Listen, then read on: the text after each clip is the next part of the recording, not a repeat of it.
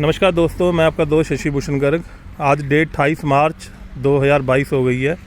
योगी जी शपथ ले चुके हैं और रेट तकरीबन डबल है।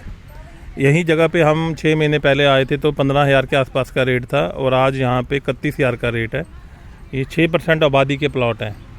तो और क्वेश्चन ये आया था कि ये आबादी वाले प्लॉट क्या होते हैं। तो आज का टॉपिक है कि 6% आबादी के प्लॉट क्या होते हैं। तो मैं उसी साइट पे आया हूँ और आपको दिखा भी रहा हूँ कि आबादी के प्लॉट क्या होते हैं और टेक्निकली जो सेक्टर के दूसरे प्लॉटों में क्या अंतर है उस चीज़ को भी डिस्कस करेंगे। मेरे साथ हैं अनुराग जी, जो कि हमारे भाई हैं, हमारे पार्टनर हैं, मिलजुल के ही सारा काम करते हैं। अनुराग जी, लोग किस चीज़ की ज़्यादा डिमांड करते हैं, 6% आबादी वाले प्लॉट की या सेक्टर के प्लॉट की? डिमांड दोनों की तकरीबन रहती है। जिसकी जैसी यूज़ होती है वो अपने हिसाब से 6% और सेक्टर में डिसाइड करता है क्या लेना। बिल्कुल बिल्कुल। जिसको रहना होता है वो सेक्टर ले लेता है, जिसको इन्वेस्टमेंट करनी है, कोई कमर्शियल एक्टिविटी करनी है वो 6% लेते हैं। बिल्कुल जी। इसी के साथ हम ये 6% आबादी के और पॉइंट भी डिस्कस करेंगे। मैं आपको एक बार दिखा देता हूँ कि ये आबादी के प्लॉट होते क्या हैं। पहले तो ये चीज़ याद रखिए कि जो आबादी के प्लॉट होंगे वो जो नॉर्मल सेक्टर है, अल्फ़ा, बीटा, गामा, ओमिक्रॉन 1 2 3, जू 1 2 3, इन्हीं के साथ ही होते हैं।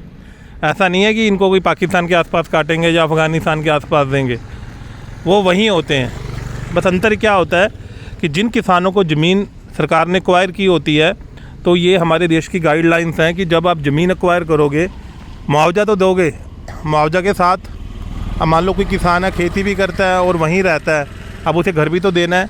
तो ये नियम है कि एक उसे प्लॉट दिया जाता है जितनी ज़मीन एक्वायर हुई है उसके 6% का। अब 6% का जो प्लॉट है तो वो जैसे किसी की ज़्यादा हुई है तो बड़ा प्लॉट मिलेगा, कम हुई है तो कम प्लॉट मिलेगा।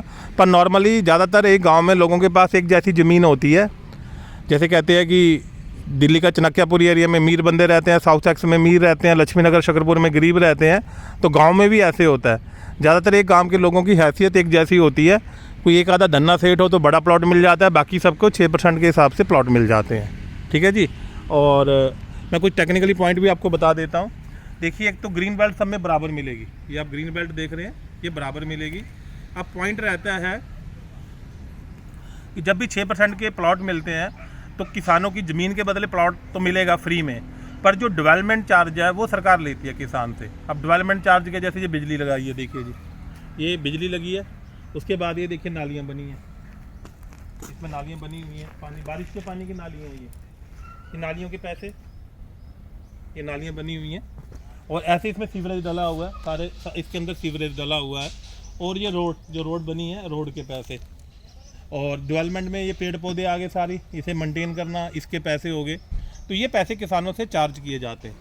तो जब इसमें क्या होता है कि जैसे ही किसान को प्लॉट मिलता है, इसे देसी भाषा में कहते हैं प्लॉट लगवाना। अब जिन बंदों की अप्रोच होती है वो अपनी मर्जी से भी आगे पीछे कर लेते हैं कि मेरा कोने का लगवा दो, नहीं तो वो रैंडम बेसिस पे प्लॉट मिलते हैं। प्लॉट मिलने के बाद इसकी रजिस्ट्री होती है। रजिस्ट्री का पैसे किसान देगा, डेवलपमेंट चार्ज भी किसान देगा। अब इसमें किसान का खर्चा बहुत थोड़ा सा होता है, तो इसलिए कुछ लोगों को पैसे की ज़रूरत होती है तो बेच देते हैं। अच्छा, अब इसमें अंतर, बेसिक अंतर क्या है? बेसिक अंतर रेट का है। अगर आज की डेट में सेक्टर में 60,000 रुपये मीटर का रेट है तो यहाँ 30-31,000 रुपये का रेट है। तो आबादी वाला प्लॉट हमेशा हाफ रेट पे होगा। एक तो चीज़ ये याद रखिए। दूसरा अंतर क्या होगा?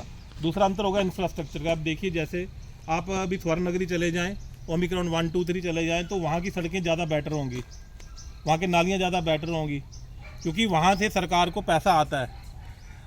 क्योंकि पैसा इसलिए आता है कि उनकी फ्रीक्वेंटली रजिस्ट्री होती जाती है, टीएम डलते जाते हैं, तो उनको सरकार को ज़्यादा पैसा आता है। अब ज़्यादातर जो 6% वाले होते हैं, इनमें मूवमेंट कम होती है। ज़्यादातर किसानों के पास हैं, इसमें बेचने वाले भी 2-4 होते हैं, 2-4 ही बिकते हैं, बाकी बिकते नहीं हैं। तो इसमें मूवमेंट कम होती है, इसलिए सरकार को रेवेन्यू कम आता है। तो इसमें इंफ्रास्ट्रक्चर की दिक्कत रहती है। दूसरी सड़कें थोड़ी सी छोटी रहती हैं। अब ये कितने मीटर की सड़क होगी? ये तो 12 मीटर की है, बट अंदर वाली 7.5 मीटर की। 7.5 मीटर की। हाँ, सड़कें छोटी होंगी, सेक्टर में आपकी सड़कें बड़ी होंगी। अच्छा, दूसरा क्या रहता है कि लोगों के मन में ये प्रेडिक्शन है कि यार ये 6% आबादी के प्लॉट है तो सारे गांव वाले होंगे, यहाँ गांव वाला माहौल बन जाएगा। बल्कि एक प्रेडिक्शन है कि लोग चाहते हैं कि थोड़ा सा हाई फाई हो, हाई टेक हो, कि हमें शहरी वातावरण चाहिए, तो इसलिए भी रेट कम होता है इसका। बाकी टेक्निकली कोई चीज़ की कमी नहीं है। पानी भी आपको सरकार देती है, यहाँ बूस्टर पंप लगे हुए हैं। बिजली पूरे शहर को NPCL ही देता है, बिजली में कोई दिक्कत नहीं है। कचरा गाड़ी जो वहाँ आती है उठाने के लिए, यहाँ भी वही आती है। मेन रहता है रेट का अंतर रहता है और थोड़ा इंफ्रास्ट्रक्चर का अंतर रहता है। आप एक तरह से कह सकते हो कि अथॉरिटी नॉर्मल सेक्टर और 6% वालों के साथ थोड़ा सतोला व्यवहार करती है। जो सुविधाएं नॉर्मल सेक्टर वालों को मिलेंगी या जो बजट आएगा पीछे से इस सेक्टर पे हमें 10 करोड़ लगाना है तो 6% में 2 करोड़ का बजट आता है, बजट का अंतर रह जाता है। बाकी थोड़ा सा माहौल का अंतर रहता है कि सेक्टरों में क्योंकि लोग खरीदते हैं पैसे दे के, अमीर बंदे होते हैं। अब 6% में तो किसानों के ही हैं, फ्री फंड के मिले हुए हैं, तो एक ये अंतर रहता है। तो ये नॉर्मली अंतर है। बाकी सोच की बात है कि कुछ बंदे कहते हैं कि यार हमें तो 6% वाला ही चाहिए कि आधे पैसे में प्लॉट आ जाएगा, आधे में बना लेंगे। कुछ लोग कहते हैं नहीं हमें सेक्टर में चाहिए, बाकी चॉइस वाली बात है। पर जब सेक्टर के प्लॉट सारे फुल हो जाते हैं फिर लोग इधर आते हैं। तो नॉर्मली इसका रेट हाफ है अभी। तो बाकी अंदर से भी दिखा देते हैं, आओ एक बार राउंड लगा दो गांव का। अब एक बार दिखाते हो इंफ्रास्ट्रक्चर कैसा है। घर इसमें भी बनते हैं, ऐसी बात नहीं है, पर थोड़ी सी गति स्लो रहती है। सड़कें ऐसी हैं, थोड़ी सी ज़्यादा अच्छी नहीं है। सेक्टर में सड़कें ज़्यादा शानदार होती हैं, थोड़ी साफ़ सफाई भी कम है। जैसे आप देख रहे हैं कटाई वटाई कम हो रही है, सेक्टर में कटाई वटाई थोड़ी ज़्यादा रहती है।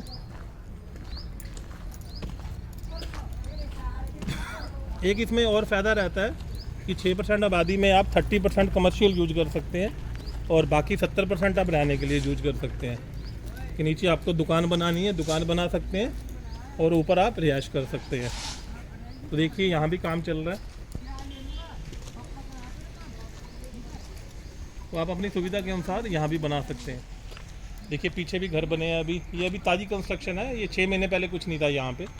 जब मैं 6 महीने पहले आया था तो यहाँ पे कुछ भी नहीं था। ये सारी ताज़ी कंस्ट्रक्शन हुई है।